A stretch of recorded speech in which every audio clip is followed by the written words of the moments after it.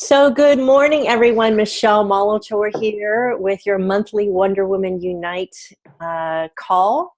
It is April 20th, 2018. And today we have a very special guest joining us. My friend and colleague, Pleasance Silicki, will be having a wonderful conversation with her today.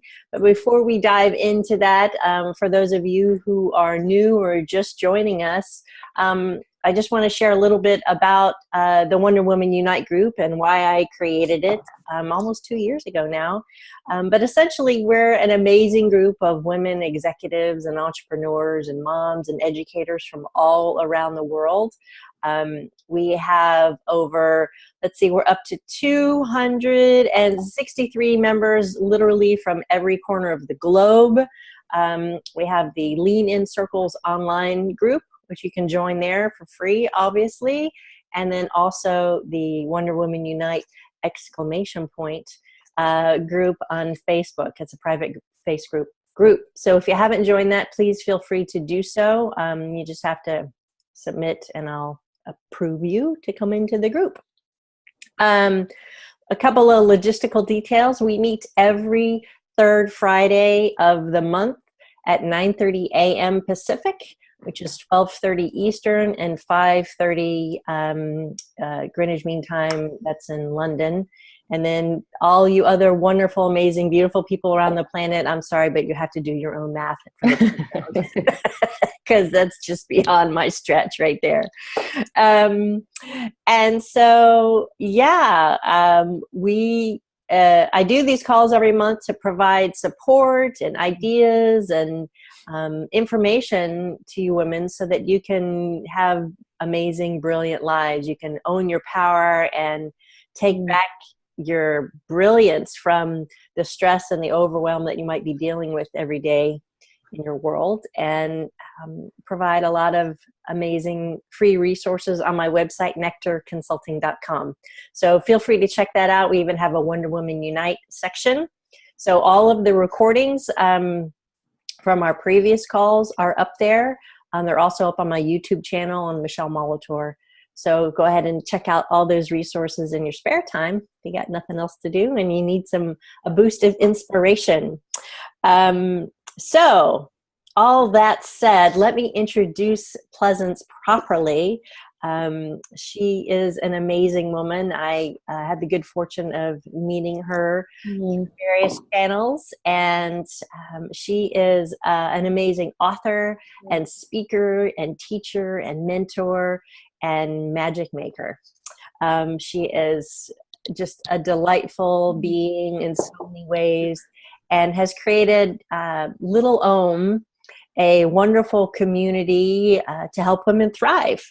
And her work is all about helping women step into a life that feeds their soul and lifts them up instead of drags them down and drains their energy. So she's going to be sharing more with us today in our conversation. And she's also an author.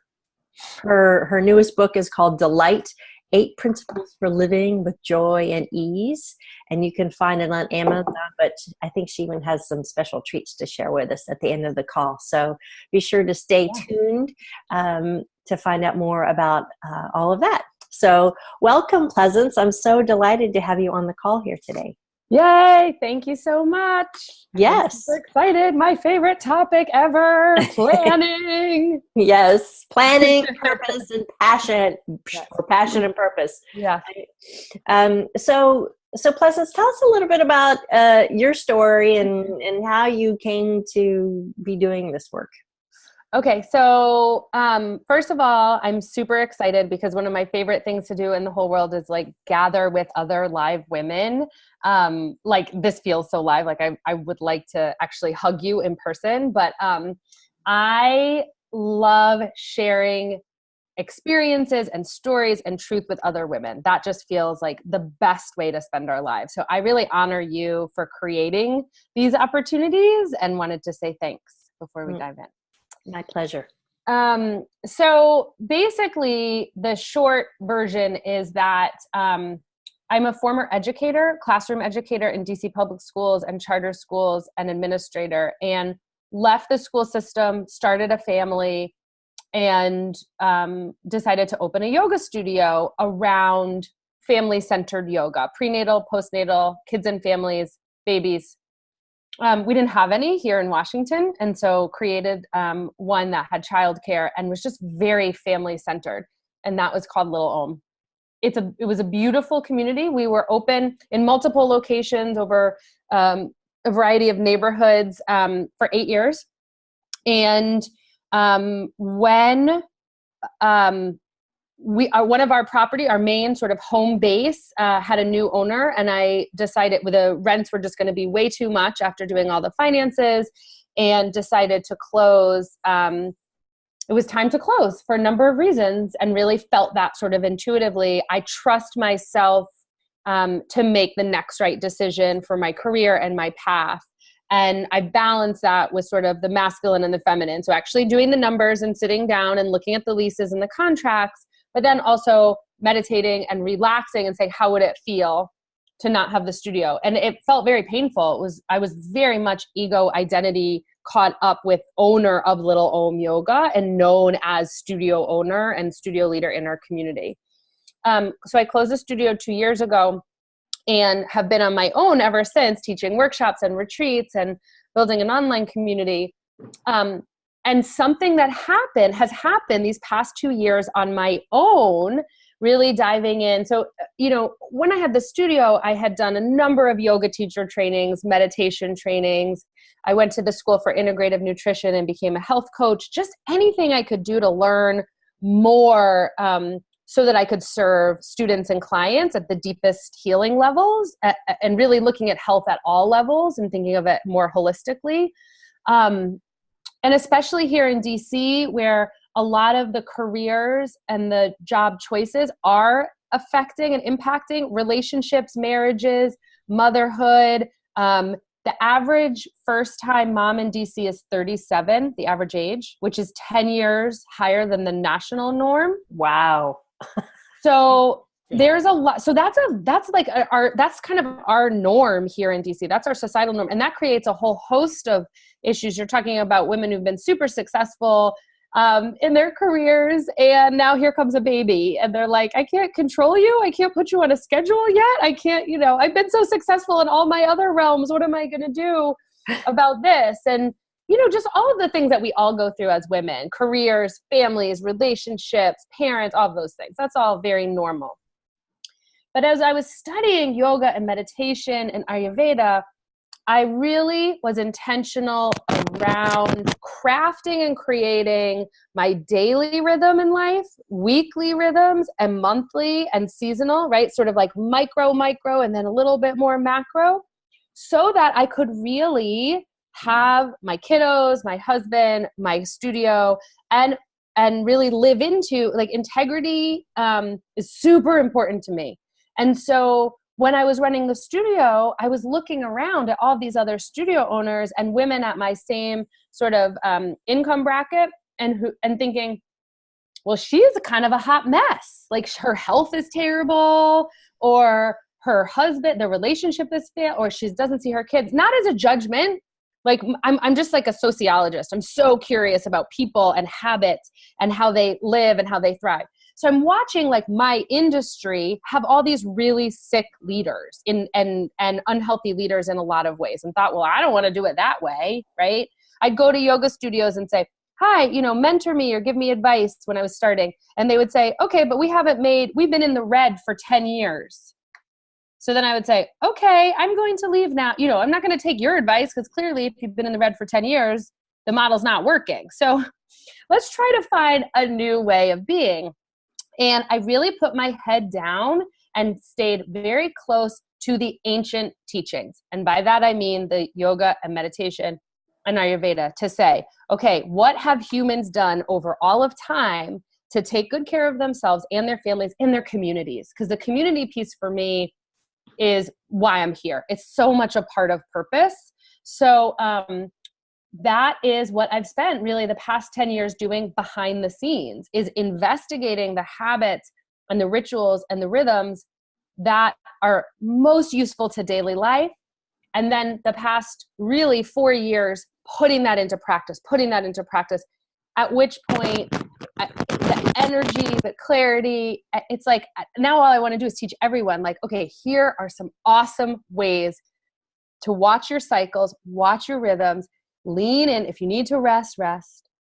You're feeling creative, go, write, create something, share something, right? There's lots of business owners in this group, I imagine, entrepreneurs. So that's a time to go into your sales or your sharing mode when you're feeling awesome. Don't do it when you feel terrible.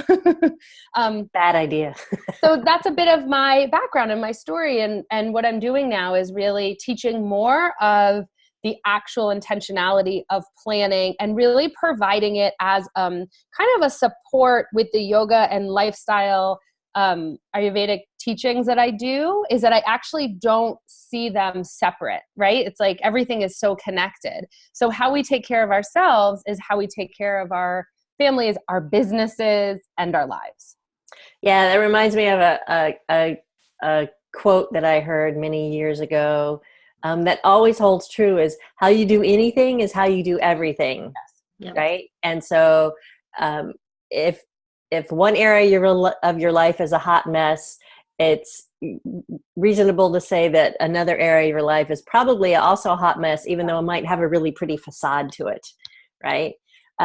So yeah, for those who don't know, Pleasance, can you tell us just a little bit, what is Ayurveda? Yes.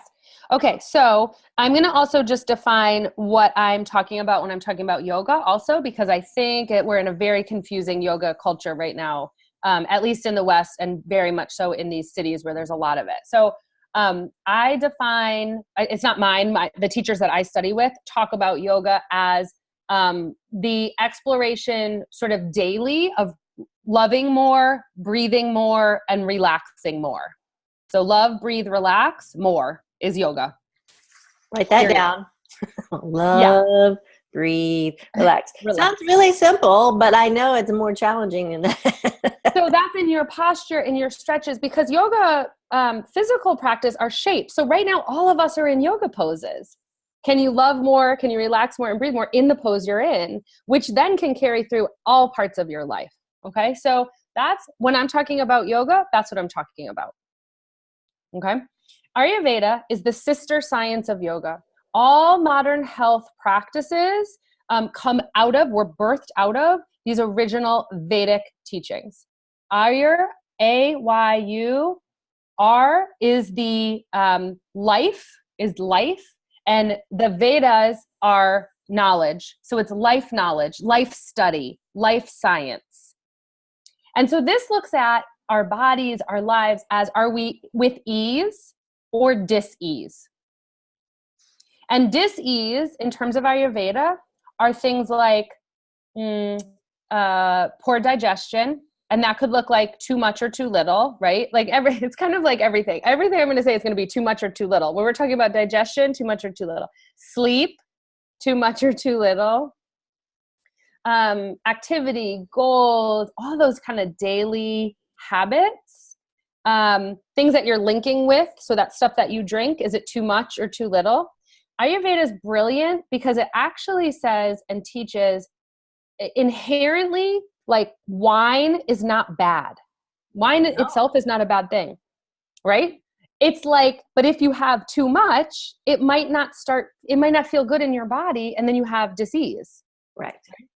So, and what happens in Michelle's body is different than happens Pleasant's body or Lorgie, anybody. And so we have to really look more at an individual level as to how these things are linking with us, what's our relationship to it, to coffee, to gluten, to dairy, to wheat, all these things that our society has labeled bad and made us feel bad about eating or drinking or having in our lives. And it's not necessarily true. Some of us can have green juice. Some of us can't. We can't digest it. Right. Some of us have a lot of trauma in our bodies that's not been digested and has not moved through, and that's causing stagnation and dis-ease. Yes. So Ayurveda is the actual health science complement, like, to yoga. So yoga is the physical practice in our body, there's eight limbs of yoga. We don't need to get into all of that, but just understand that this is a big system for happiness, for wellness, for well-being. And they say it's 5,000 years old. We don't know, right? We don't know how old it is. It's hilarious. They did this wonderful documentary about yoga, and they interviewed all like the latest yoga celebrities. And in the beginning, term for today, yoga celebrities. they said, how old is yoga? The filmmaker said, how old is yoga? And the first teacher says, 5,000 years old. And the second teacher said, 2,500 years old. And the third teacher, 3,000. They don't know. They're all just, we don't know. So I'm not going to pretend that I know. Out of my ear. Right. It's approximately, give or take, a couple thousand years old. Yeah, it's really old and it totally works. So that's all I care about. I am very practical. I have 2 small kids. I run a business. I have a husband. I like life. So I'm not going to pretend that I know and have all the answers. Thank you. And that's a really great point to underscore. Ladies, all of y'all listen in really carefully. No one has all the answers. You don't have all the answers, and that's okay, right? I lived under that false pretense for many years. I have to have all the answers. Yes. And it about cost me, it cost me a lot of things. But anyway, so I love the wholeness that you're bringing to your work, and the ideas and the wisdom and the insights that you share with your community to really help them drop down into themselves. And we talked a little bit about this. It's like the folks that we work with have so much in common. And we're busy women, successful women who are up to big, amazing things in the world, whether that's running a business or raising 2 wonderful children, right? They're all equally challenging in various different ways.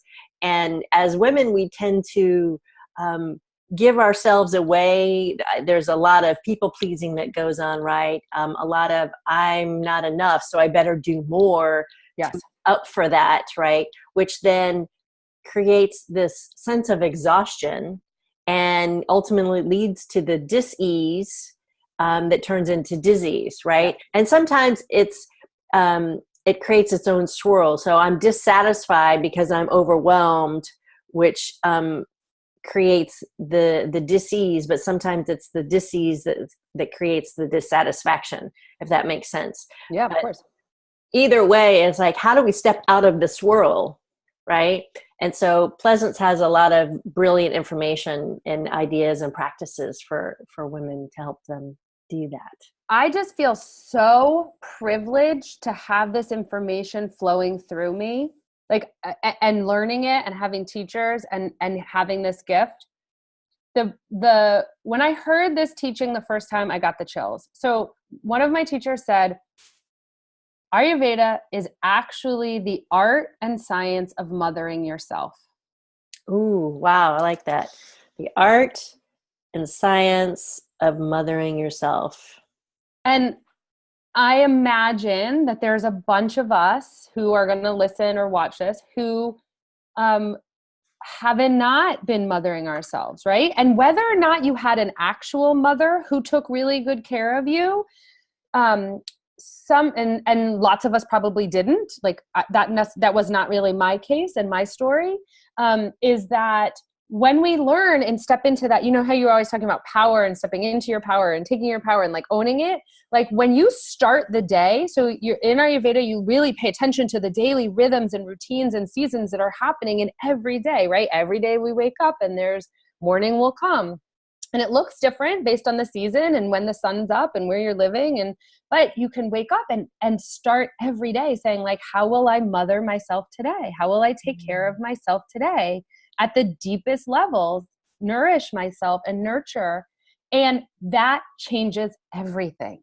Because if Michele was my child and I walked in and I said, how can I take care of you? And she said, I'm feeling anxious and nervous about whatever.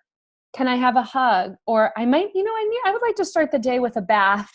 I really need a bath today. Or I really would love a cup of tea. Or I want to create something. Like, it sort of doesn't matter what it is, but approaching it with that gentleness, with that care, with that awareness that you deserve what you would give, your beloved child, spouse, friend, and then turning it so that you give it to yourself first every day. When you start up, we always start with gratitude and appreciation practices in the morning, really bringing awareness and attention and light to what we do have in our lives.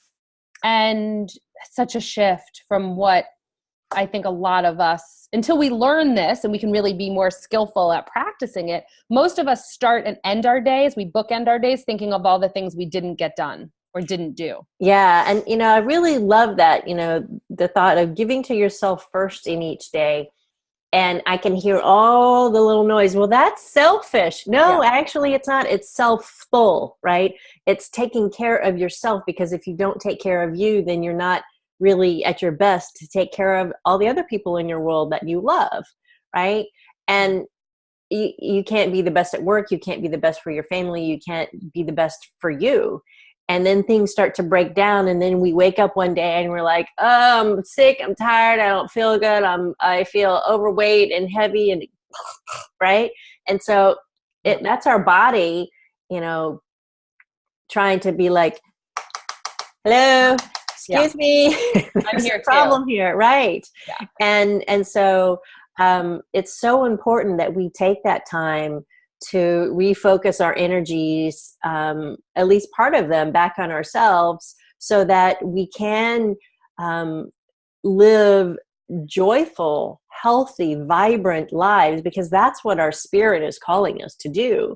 But we get caught up in our minds, we get caught up in our egos with the doing, instead of, oh, let me just sit and be here for just a hot minute, right?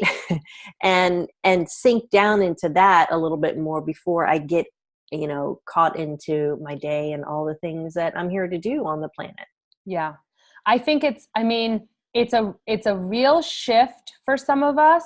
And what I always say when we're trying something new and experimenting is to experiment. Like, is not to say, okay, I can't do that and shut down and say, well, that's not for me, and sort of keep with the path that's not really working. Or to say, okay, I'm going all in and I'm going to do Ayurveda. I'm going to study it all and do it all, learn it all. It's not about that.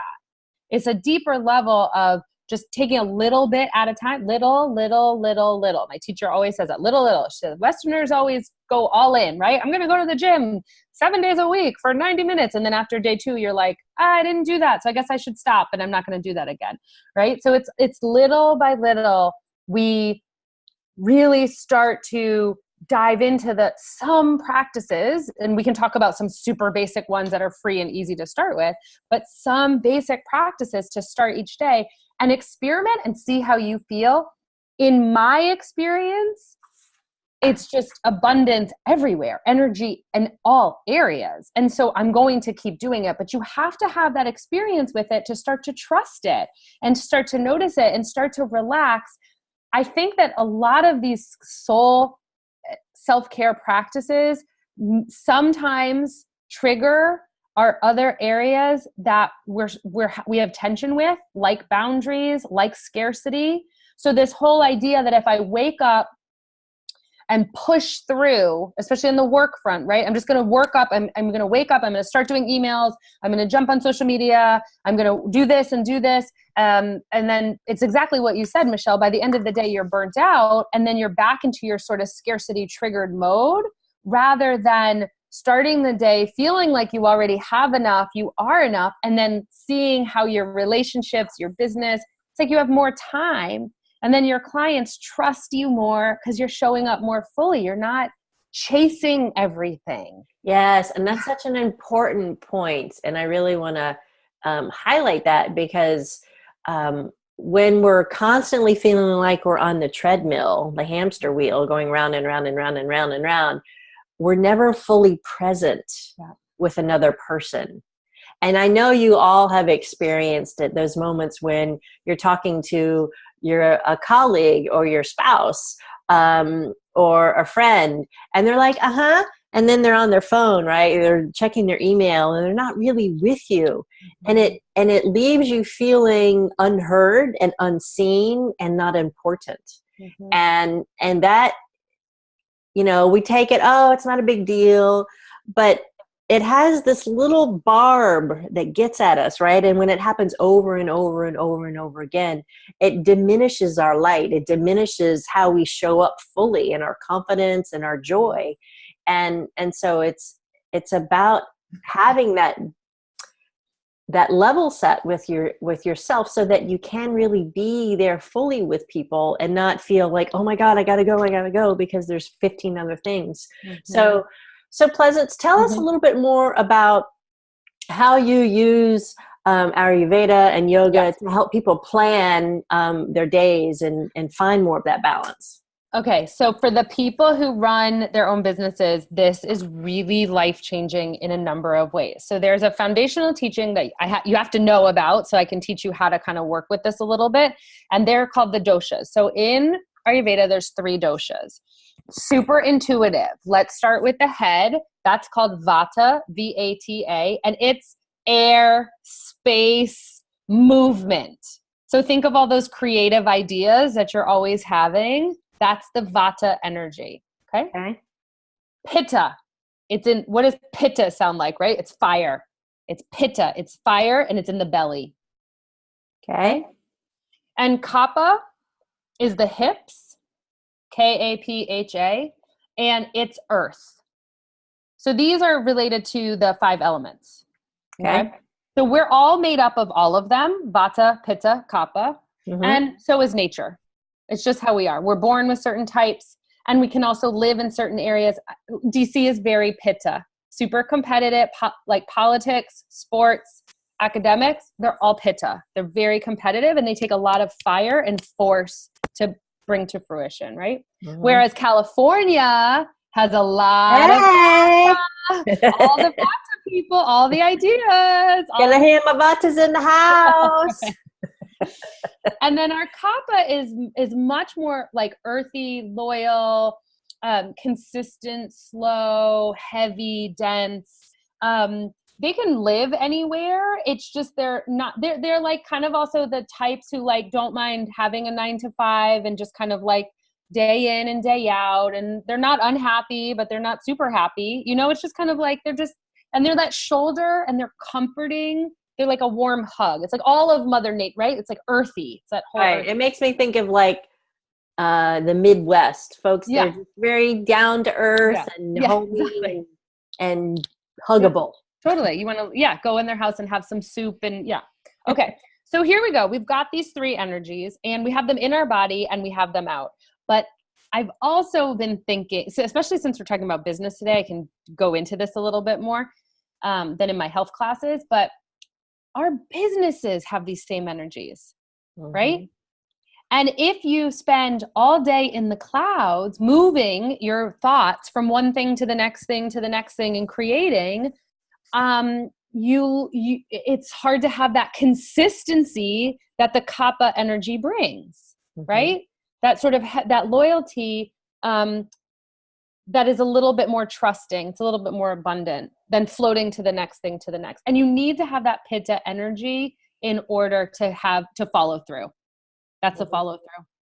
So I've been on a very basic level for the past probably 5 years, really tracking the moon cycles with my own energy in order to work and change how I work and when I work based on the cycle.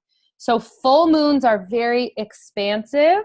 It's a great time to be with other women, networking, creating groups, just being very outward. Think of that big moon energy versus new moon, which is dark and introverted. It's a more introverted moon. It's more about your own reflections, your own personal work.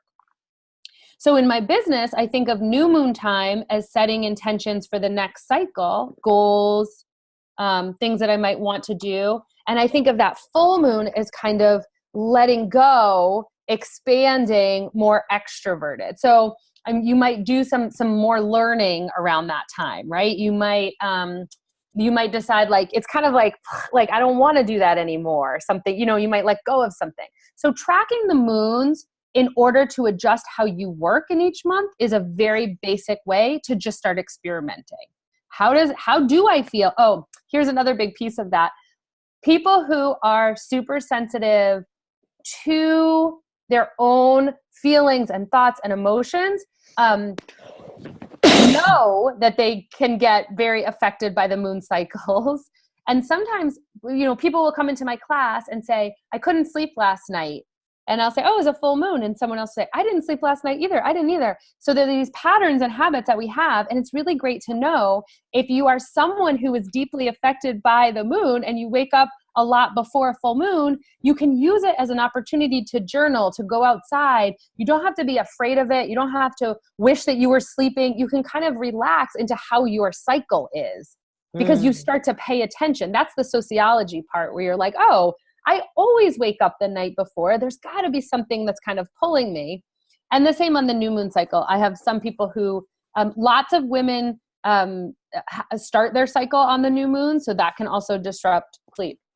That's a whole nother conversation. But just paying attention is my point, because your energy waxes and wanes within that cycle also. And if really you know that you always have a bigger, more vibrant energy around that full moon, plan yourself to get out in the world. And then that way in each month you have your expansion, and then you have your contraction at the new moon, right? You're pulling back. Spend the day of the new moon, the day right after the new moon could be your once a month CEO planning day for yourself, or your family day for yourself, your power day, where you're just really planning and there and present for yourself, setting your intentions for the next cycle. Very cool. It's so cool. And if you are someone who gets really tired, so like I tend to get very tired about about 3 to 4 days before the new moon. So when I know that happens, I'm like, oh, great. I'm not going to plan back-to-back clients those days. I'm not going to plan to be traveling. I'm going to plan to do my more reflective work, writing, newsletters, some quieter admin things at home so that I can be home for a lot of that time since I work from home. So you can play with it, but the first step is paying attention that there's bigger cycles that are happening. Okay. No, that's really fascinating. My mom has always said to me, oh, couldn't sleep last night. It was the full moon. I was like, oh, wow, that's really interesting. I don't have any problem sleeping. I sleep like a rock every night for 8 hours. But, but she's always had that. And I'll have to share that with her. I'm sure she'll find it really fascinating. Oh, it's amazing to watch what your cycle is when you start to pay attention how it works for you. So that's the first level, okay? And that is right in line with Ayurvedic teachings because you're following the moons and the seasons and the sun. Because they always say in Ayurveda, wake up about anywhere from 30 to 60 minutes before the sunrise. You want to make sure to be up before sunrise because, ready for another mind-blowing teaching, in Ayurveda, the times of day like correlate with the doshas. Okay, so Pitta, right, that midday, 12 to 2, is a Pitta time of day. That's your heaviest digestive fire time. So sort of traditionally, that's when you would eat your biggest meal because your digestive fire is so strong. And then you kind of wean down. Supper would be like just some soup and maybe some cooked veggies, right? Something light because you want to digest it before sleep. But Vata time of day is 3 to 6, and they always parallel like the morning and afternoon. So 3 to 6 a.m. and 3 to 6 p.m. And that is the time when we are most connected to sort of our spirituality, the space. It's like when it's the most quiet. And that's a lot of time when people wake up and they say, oh, I have my morning ritual then, or I light a candle. If you cook, have you ever, you wake up early and you're like, you get up and you feel great. And the next day you wake up an hour later, but you're still really tired. Like you've ever felt the heaviness if you sleep too late, because Kapha is the next time frame. So if you wake up into Kapha time, you can start to feel really heavy because you've missed the sort of lightness that comes with Vata. So you don't need to get into all of these details to understand. Just the point of telling everyone this is that understanding that there's more happening than we can ever know or see, and that by paying attention to actually how our ebbs and flows of our own energy and heaviness and fire is really playing out each day can help us be strategic about how we plan our days. That's brilliant. You know, Right. I have noticed my own ebbs and flows during the day. Like I know my natural biorhythm, it takes a dip at like 2:30, like clockwork. And I'm like, oh, I want to take a nap now. Yes. Right. And so for me, what I've done is, because I know mentally I'm not going to be productive. So I go work out at that time of day. Yep. Right. And then I come home, I eat a light dinner, and then I do a little bit more work, and then I rest. But it's like, oh, that has really worked for me, because on the days that I don't go to the gym at that time, I notice like, oh, okay. Maybe I'll just sit here for just a minute, right? And it's like, oh, okay.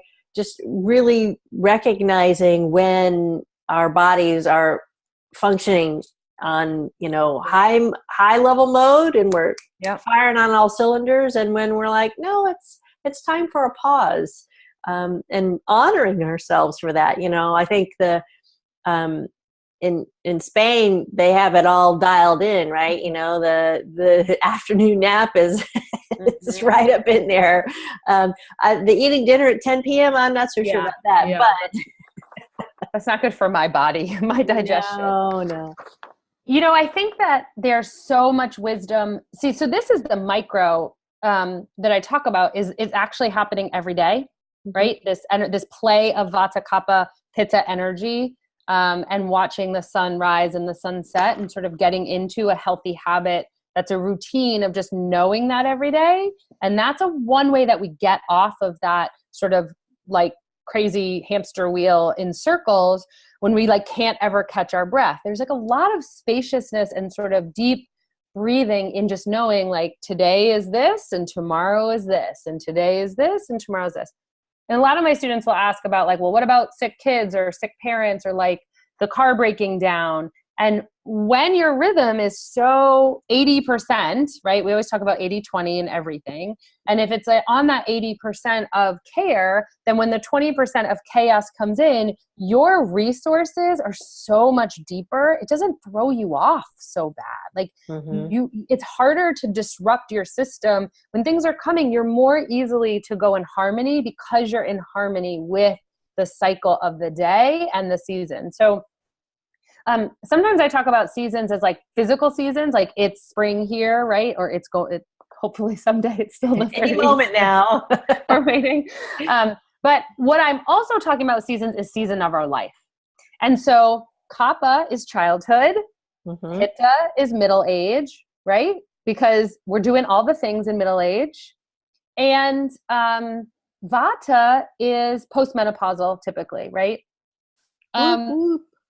And a lot of women feel this sense, this pull, this spiritual nature that really comes into being in Vata season. And it's because it's the last cycle of our life cycle. It's you're getting closer to the connection to source, divine, like whatever you call it, it doesn't matter. It's just, this is the cycle. Kapha is childhood. It's heavy. It's wet. It's dense, all that mucus. From little kids. Thanks for that visual. Right? Pitta is all that fire, right? Doing all the things in midlife. And then you get to Vata where you sort of trust the slowdown a little more. You can. Listen, there's plenty of people who don't in my city, you know, and in our world. But then they also don't feel well in a lot of other ways, and or like a health crisis comes into play because it's not sustainable. Pitta is not meant to be your whole life cycle. You burn out. That's what that fire burns out. Right? Yeah. So I've got, you know, clients that I work with, Pleasance, who are really heavily caught up in the,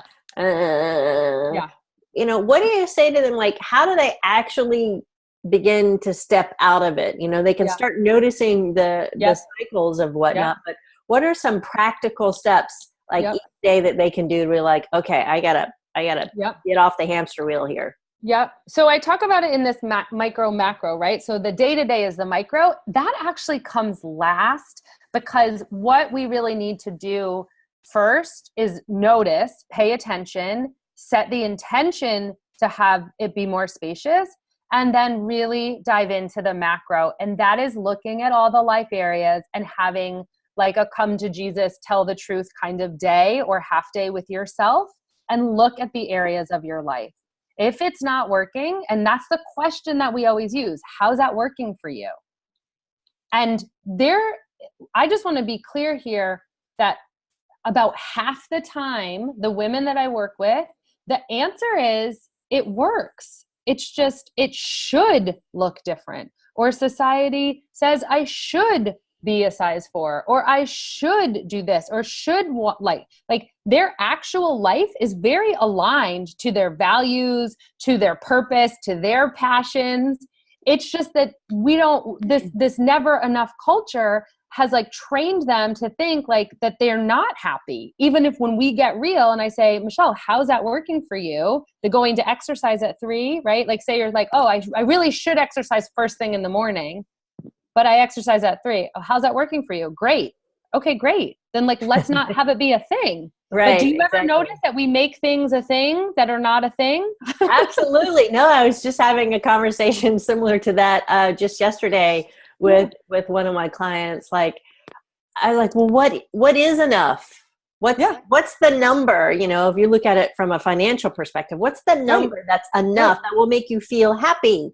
Right. And his comment to me was like, oh, wow, well, I reached this 6-figure level and I was making twice as much money. And yet I realized, oh, I wasn't happy. I was just working more. Right. And it was a really big aha moment for him. Like, Yes.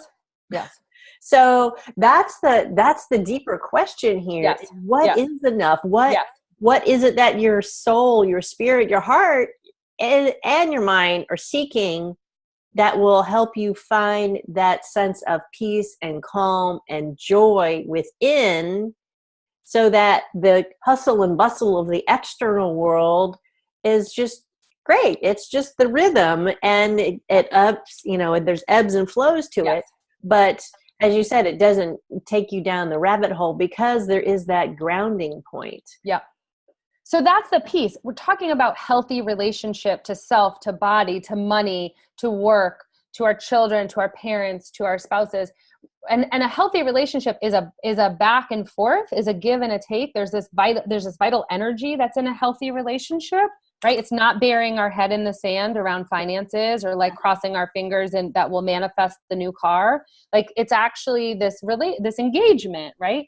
So when we ask the question, like, how is that working for us? We have the answer that, oh, it's not. And I really haven't been learning that or practicing that. My body doesn't feel good, or we haven't spoken in months, or whatever it is, versus it's working fine. I just feel like it shouldn't because someone else told me. So when we talk about that macro level, when we're talking about day to day, we have to pause and set some intentions and get some truths. Mm-hmm. We really need to investigate what is really going on here and where are the tension and the tight spots. And our bodies are always telling us. It's just, are we listening? Are we being quiet enough to listen? Has that stomach ache been going on for 6 months every time you walk into your boss's office? Or that friend, when the friend calls and you look at the phone and you see her name and you're like, everything drops because you don't want to talk to her. Like, these are all the signs. And so I really invite people to just start paying attention to that. And I like having that macro day to do it. It could be a full day. It could be a half day. Set it on your calendar now, right? And I also teach it as 4 times a year, each season, each physical season, to have a pause, to reassess. And not just your business goals. I mean, you could match it up with your quarterly meeting with yourself. I love that idea. And I do that all the time, where that day long or that half day or even 2 hours to yourself to just dive into the areas and assess them and look at how they're flowing with your work and your career goals. The other season that I want to bring up, which is very important to daily life because of hierarchy of needs, is that if somebody that you love is going through something painful or sick, your season has changed and it's another time to adjust. So sometimes our seasons of life change, but the actual physical season hasn't. But like the example I always give is 2 years ago, right after I closed the studio, about 6 months later, my grandma got really sick, and she's my like most important person. And so the day that she got cancer, I took out my planner and my goals for the season and all my like materials that I love to work with that I'm going to send you guys. And I said, okay, the season has changed. What needs to come off? If the person who's most important in my life is going to be sick and going through chemo and surgeries, and she's in Connecticut, I'm going to have to fly there. My current season, how full it is not sustainable. Right. I'm not going to be able to emotionally handle caring for her and physically on top of my current workload. So I adjusted my benchmarks. Let me keep my current clients. Let me not run that other retreat that I was going to. Let me adjust it and then be more mindful with my budgeting, because my heart and my energy and my travel expenses just went up. Right. So it's about being real with ourselves as we have the ebbs and flows. It's not as if we're just going to be able to go through and like plan once and then be done. Does that make sense? Yeah, no, I really love that. That's a great way to look at it, because I think when life throws us those, curveballs, we just go and we change tracks, but we don't do it consciously. Right. Sadly, one of my closest friends lost her father 2 days ago. Right. And she just had to fly back east to be with her family. And, she's literally in transition from an old job to a new job. And it's like, whoa. Right. But you get so overwhelmed with the moment of the massive transition that's happening. It's like, wow. Okay. But taking time to pause and like, okay, what's needed now for me? But also, the bigger picture of things as well, in a good way, instead of I should be doing this, or I should be doing that, or it should look a different way. I always say, don't should on yourself. Right. It's and not that's healthy. the same. I mean, it's just not, and things change, and it gives us an opportunity to reflect. This past fall, my son had Lyme disease. And at the time, before he got sick, I had created a lot of space for my community because it's part of my core values and alignment. And so I was on 3 nonprofit boards when he got sick. And the day he got sick from the hospital, I wrote to the EDs of all the boards and the head of boards and said, I'm taking a leave of absence because I'm going to have to manage his care. And so it's just being skillful and I think that the big piece is like not feeling bad or guilty about it. It's just how life is. It's going to flow like this.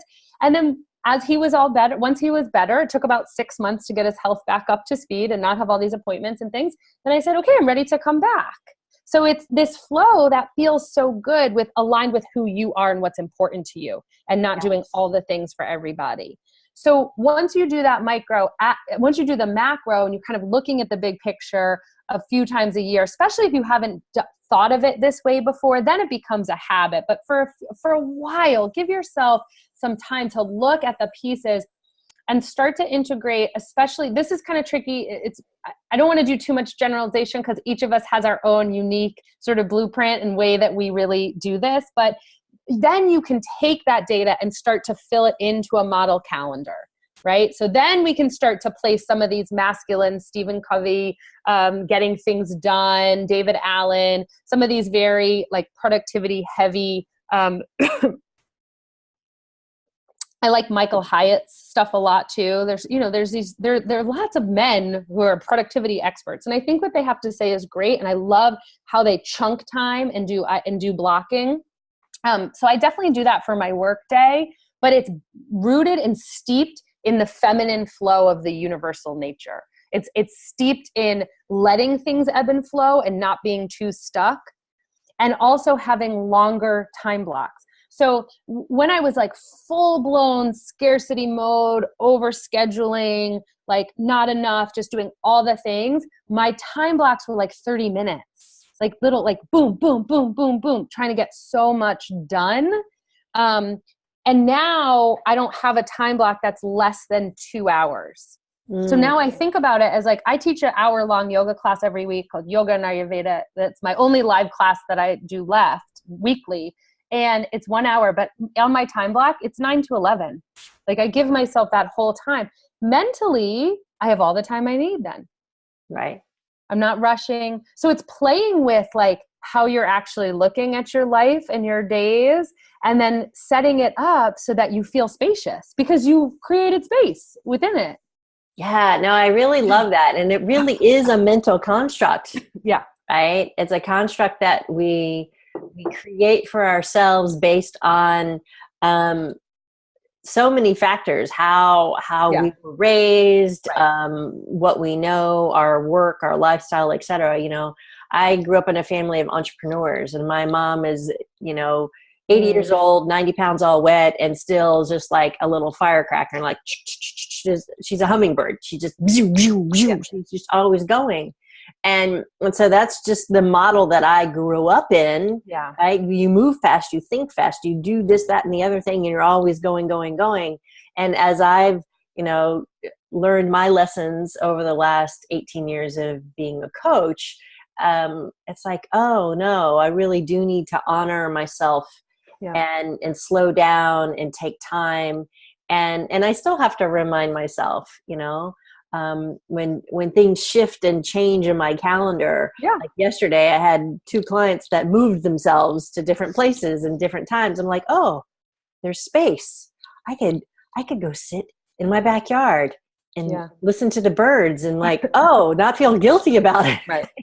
So it's about shifting how we think about things and allowing ourselves to have that time, that spaciousness, because there is a lot of societal norms, I think, particularly as women, that we have to do more, be more, go faster, work harder just to maintain even keel with our male counterparts, which in some cases is true.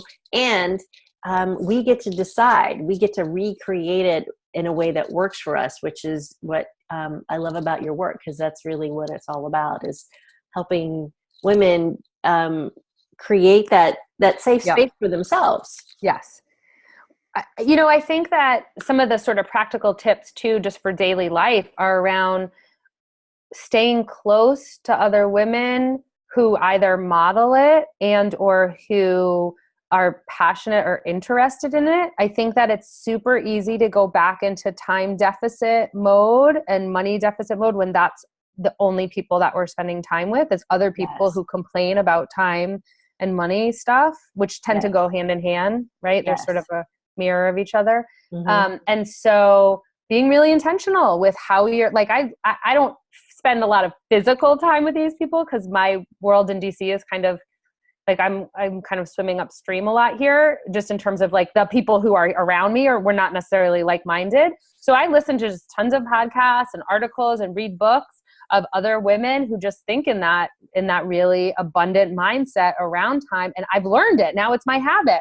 And people say, you don't feel guilty about going, on retreat for yourself and leaving your kids with your husband for the weekend? And like all the people that I listen to and follow and stay close to don't talk that way. So it doesn't even occur. My brain doesn't go into guilt mode because it's such an essential part of being a whole human. Just because I'm a mom doesn't mean that I am not my own individual. Like, not being with them doesn't make me a bad mom. No. And like, I truly believe that. And so if some of this feels very triggering for anybody who's listening around guilt or shame or shoulds, like, these are all invitations to explore in journaling, in contemplation, and find some women that you can stay close. Come to Michelle's Wonder Women Unite every month and listen to that, and find podcasts, reach out. If you, I don't live in a community where this is the norm. So I've really had to be active around paying attention to the language and the thoughts of the people I spend time with, so that it's just what Michele says all the time. Literally, I hear your voice running through my head. Cake and eat it too. You'll have your cake and eat it too. It's like, literally, I just changed my word of the year for 2018. It was harmony. And that was awesome for first quarter. And now it's cake and eat. I want my cake and eat it too. It's my whole word of the phrase of the year now. I love it. I want that. I've been with my husband for 21 years. Like, I love him more today than I have ever, like, it literally ever. We are just so in sync now. And it's not because I forced it. It's not because I cook him dinner every night, because I certainly don't, because I'm a terrible cook. It is about, I know who I am. I love myself. I take care of myself every day. And all of my relationships up leveled, all of them that were the of utmost importance. My business grew. I work less. I feel awesome. Like, I can only speak from my own experience around the shift that had to happen. I did not grow up in a home where my mom was doing this. I had to learn how to do it. And I really put my foot down saying, I want to run a business and a family and be in a marriage. And I want to do it while being healthy and vibrant and energetic. Who's the model? Who are the models for that? And just kept close to that, you know? That's great. So I love that. And you are a beautiful, brilliant model of that for so many women. And so tell us, we've just got a few more minutes here. Tell us about your podcast and your book so that those who are listening in can tune in and find other more amazing, brilliant, beautiful women like you too. Yeah, thank you. So I wrote the book 2 years ago. It's called Delight 8 Principles for Living with Joy and Ease. I'm happy to gift anybody who feels connected to, wants to feel more connected to this type of teaching yoga. This is how I teach yoga. This is exactly the practice. I always say it's good for women in transition, which is all women all the time, because we're all always in transition every day. So it's really just a guidebook for sort of going, how do we go through our lives? How can we get in alignment? How can we learn how to allow? How do we let go of things? So all of that is really what the book is about. And I'm starting a podcast. You'll be able to start hearing episodes at the end of May. It's called the Soulful SelfCare Sessions. And it will all be conversations and teachings exactly like this. Like, Michelle's coming on, other soulful women who are really living this and breathing this in all the different ways. Like, I have a writer who's a full-time writer and author. Some people who do this, some people who do Ayurveda, like all the different ways that we can take care of ourselves and our souls and just fully show up and be seen in the world. So I'm excited about that. I just finished a big, it's called Plan to Thrive. And it's basically these teachings that I've been telling you today condensed into like a planning guide that will have a retreat that I will offer also with it. And so that should be ready in the next few weeks, and it'll be on my website. I'm happy to give you guys. It's just a PDF. It's a free PDF for everybody, but it's really a in service to helping women navigate planning, daily planning, and life planning with more joy and ease, and not having it be something stressful.